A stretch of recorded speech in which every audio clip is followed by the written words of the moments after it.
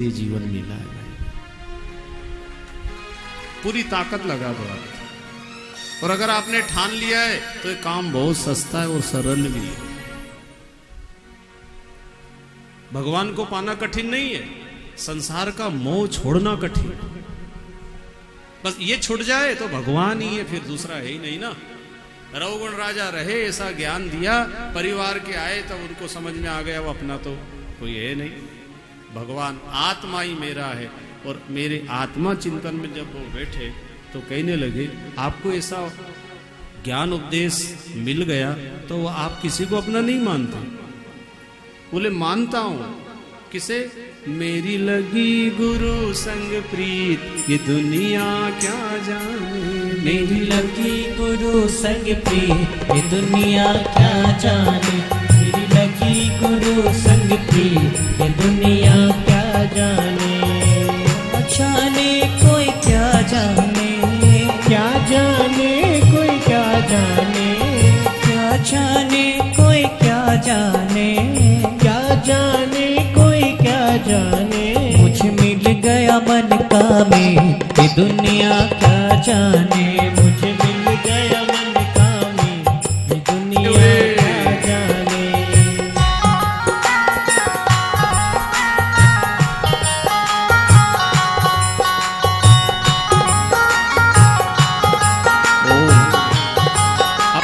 गुरु का ध्यान करते हुए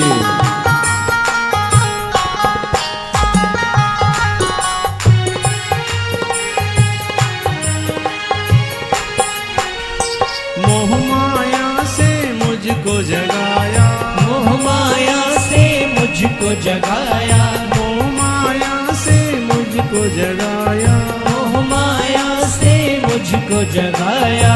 घट में आत्म रूप लखाया, घट में आत्म रूप लखाया, घट में आत्म रूप लखाया, घट में आत्म रूप लखाया। मेरी हो गई आत्म प्रीत ये दुनिया क्या जाने। मेरी हो गई आत्म प्रीत ये दुनिया क्या जाने। मुझे मिल गया मन का मीत ये दुनिया क्या जाने। मुझे मिल गया मन का मीत ये दुनिया क्या जाने। जय हो हरि बोल।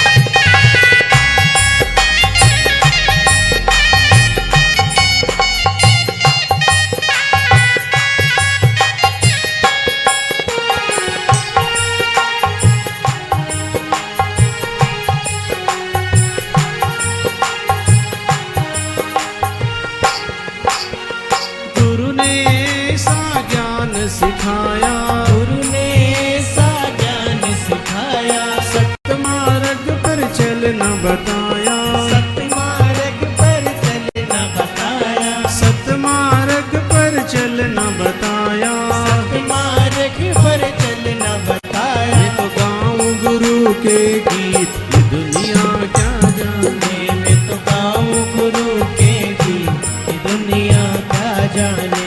मेरी लगी गुरु संग प्रीत ये दुनिया क्या जाने।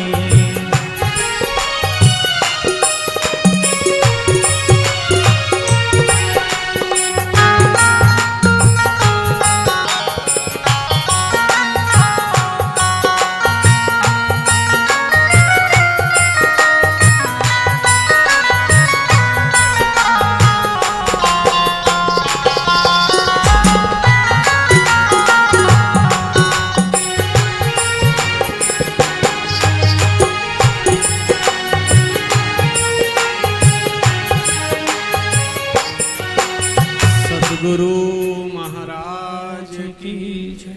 जिस दिन भाई बहनों हमें ऐसे समर्थ गुरु मिलेंगे ना तो ये मोह माया बंधन जो हम कह रहे हैं ना अपने आप छूटेगा, छोड़ना नहीं पड़ेगा, छूट जाएगा। 28 प्रकार के नरकों का वर्णन सुना करके अजामिल उपाख्यान की कथा, ऐसे गुरु मिले जो नारायण नारायण नारायण नाम दिया, उसको जप करके नरक से बचे।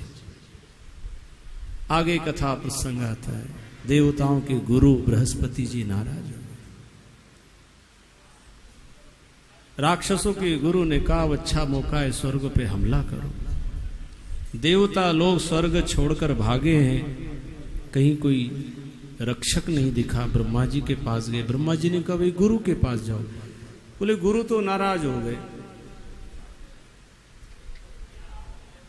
अब त्वष्टा ऋषि के पास जाओ। त्वष्टा ऋषि ने इनकार किया।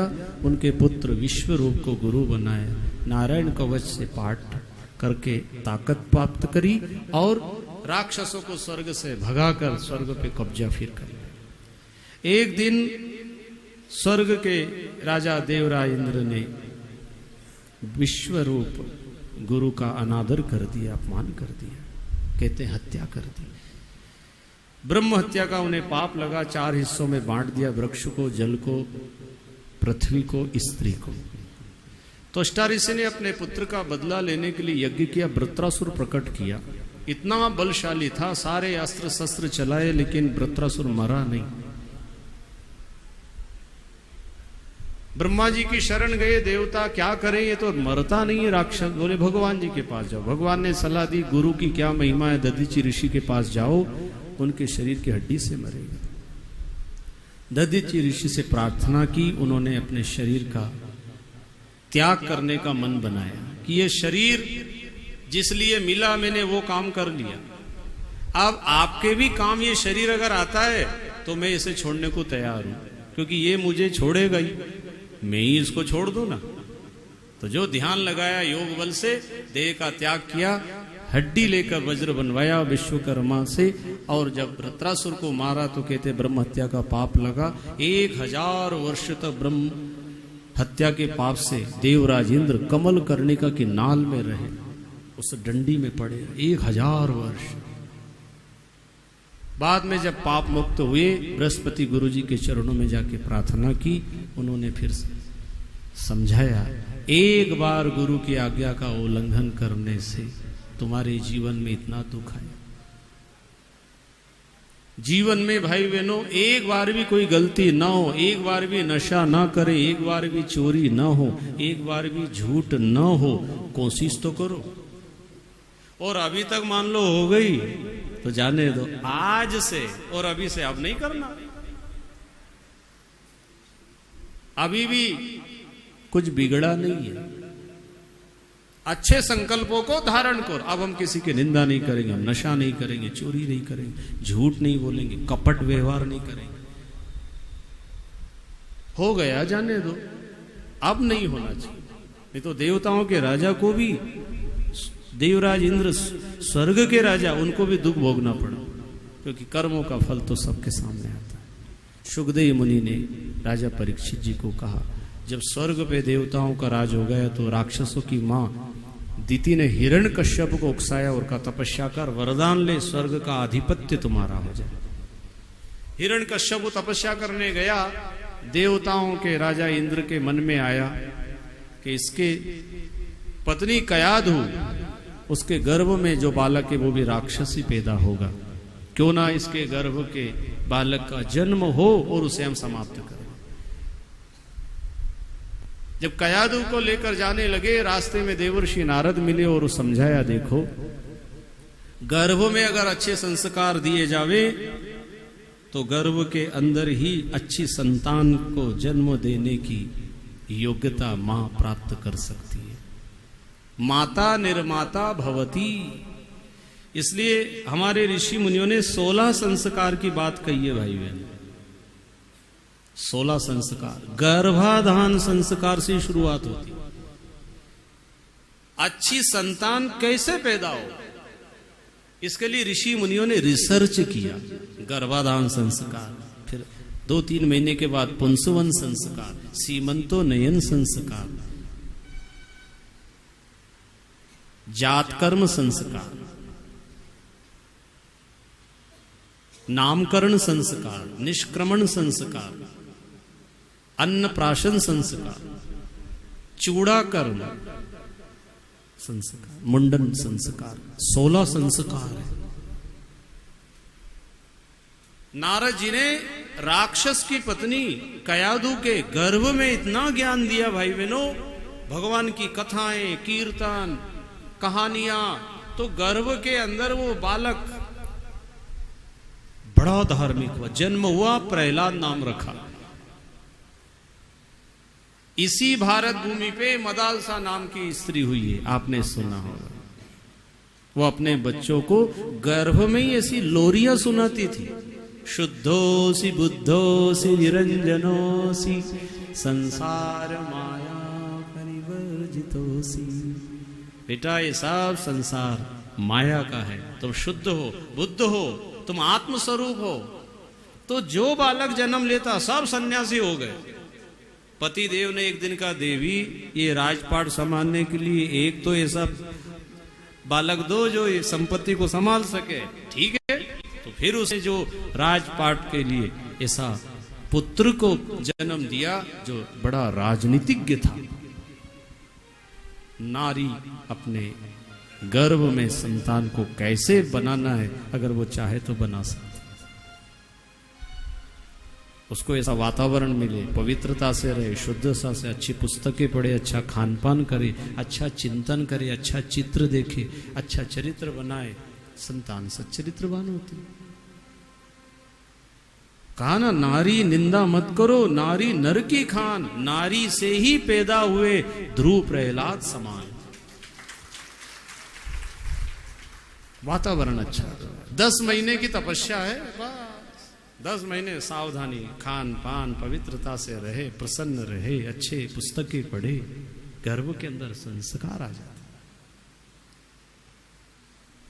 प्रहलाद का जन्म हुआ, इधर हिरण्यकश्यप की तपस्या सफल हुई। ब्रह्मा जी आए, वरम ब्रूहि क्या चाहते हो? दिन में मरु, न रात में ऊपर, न जल में, न थल में, अस्त्र से न शस्त्र, देवता से न राक्षस। ब्रह्मा जी कहने लगे, भैया इतने वरदान को करेगा क्या? अरे ये मृत्यु लोग है, मरना तो सबको है। तो हिरण्यकश्यप क्या कहता है? मुझे मरना नहीं है। देखो, शरीर से तो कोई भी सदा नहीं रह सकता। अगर तुम्हें अमर होना है तो काम ऐसा करो कि तुम्हारा नाम अमर हो जाए। काम से अमर हो सकते हो, शरीर से तो कोई अमर नहीं हो सकता। लेकिन हिरण्यकश्यप कहने लगा, मुझे ऐसा वरदान दो, मैं दिन में मरूं ना रात में ऊपर नहीं। ब्रह्मा जी ने कहा, तथास्तु, तेरा मनोरथ सफल। वरदान पाकर के आया और जो विरोध करने लगा भगवान का, धर्म का, सत्य का, शास्त्र का, संत का, गौ माता का, इन सब की सेवा बंद करो, मेरी सेवा, मेरी पूजा में ही भगवान हो। जब ऐसी बुद्धि खराब हो गई, प्रहलाद जी 5 वर्ष के हुए, पिताजी कहीं भजन कीर्तन सत्संग नहीं, भगवान का तो नाम ही नहीं। बोले, बेटा पुराने भगवान सब कैंसिल हो गए। जैसे ये पुराने नोट 500 के, 1000 के सब बंद हो गए। अब कोई भली लेकर घूमे तो घूमो, क्या हो।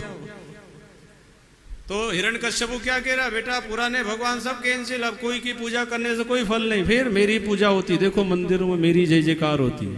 प्रहलाद जी ने कहा, पिताजी आपके डर के कारण से आपकी पूजा और भगवान मानते हैं, लेकिन आप भगवान हो नहीं।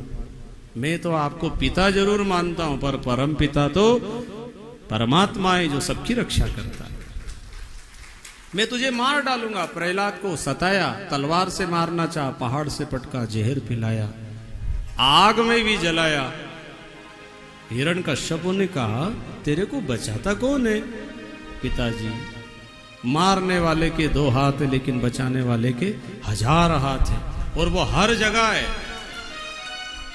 हर जगह परमात्मा, आकाश में, पाताल में, पृथ्वी पर, हवा में, अंतरिक्ष में, सर्वव्यापक परमात्मा। इसलिए आपने हर जगह मुझे मारने की कोशिश की, आग में भी पटका, पानी में जहर पिलाया, हाथी के नीचे कुचाया, भूखा रखा, जेल में पटका, लेकिन मैं मरा नहीं। अब आपको समझ में आना चाहिए कौन सी ऐसी ताकत है जो सर्वत्र व्याप्त है और जो भक्तों की रक्षा करती। भक्त जनों के संकट क्षण में दूर करे।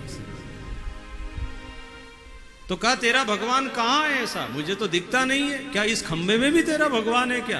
प्रहलाद जी ने कहा पिताजी मुझे तो दिखाई देता है।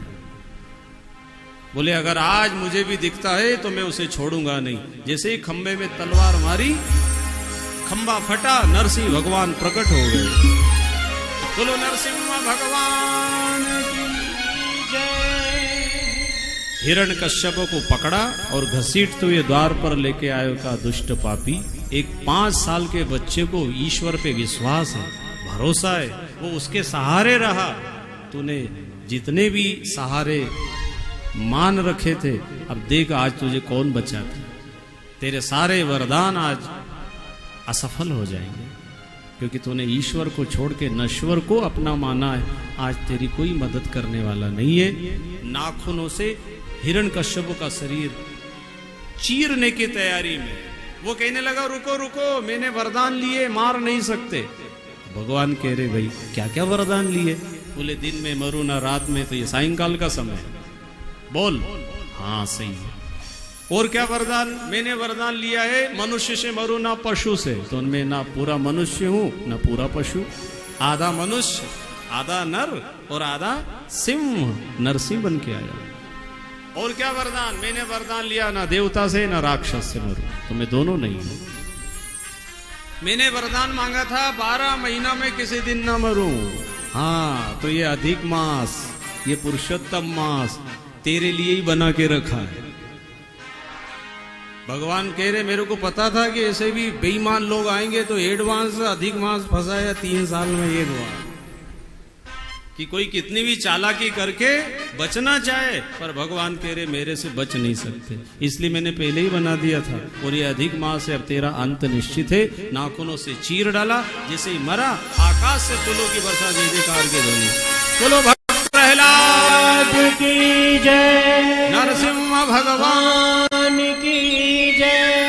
ऐसा भक्त प्रहलाद की रक्षा की। भगवान ने गोदी में बिठाया और कहा बेटा मुझे माफ कर देना।